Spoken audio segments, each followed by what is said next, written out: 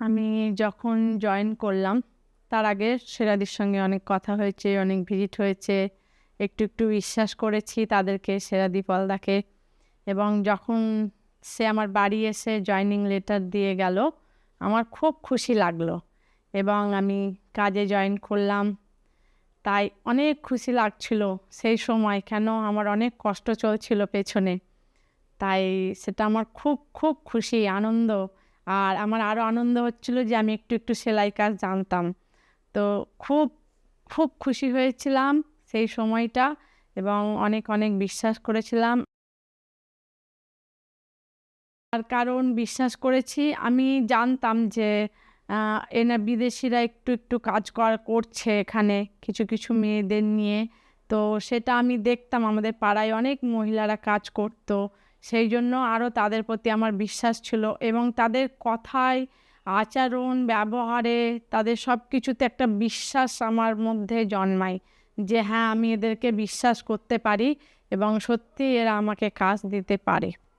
আর 10 বছর হয়েছে প্রায়, তুমি বিশ্বাস করতে পারো?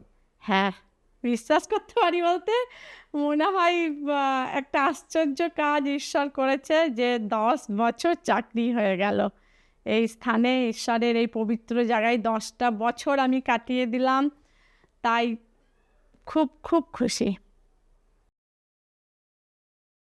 আমার সামনে আরও ইচ্ছে আছে যে আমি রিটায়ারমেন্ট অবধি চাকরি করব। এটা পুরো ইচ্ছে, কিন্তু আমার ছেলের ইচ্ছে একটু আলাদা, যে আমি জব করলে তুমি জব ছেড়ে দেবে মাম্মাম, এটা তার ইচ্ছে। কিন্তু আমার ইচ্ছে যে আমি যতদিন থাকবো বেঁচে ততদিন আমি লয়লক শপে থাকতে চাই।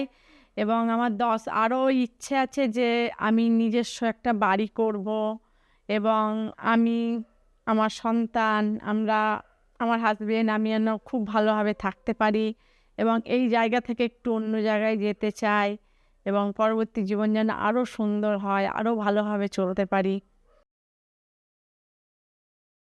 আমি এই পাড়াতে অনেক ছোট থেকেই আছি।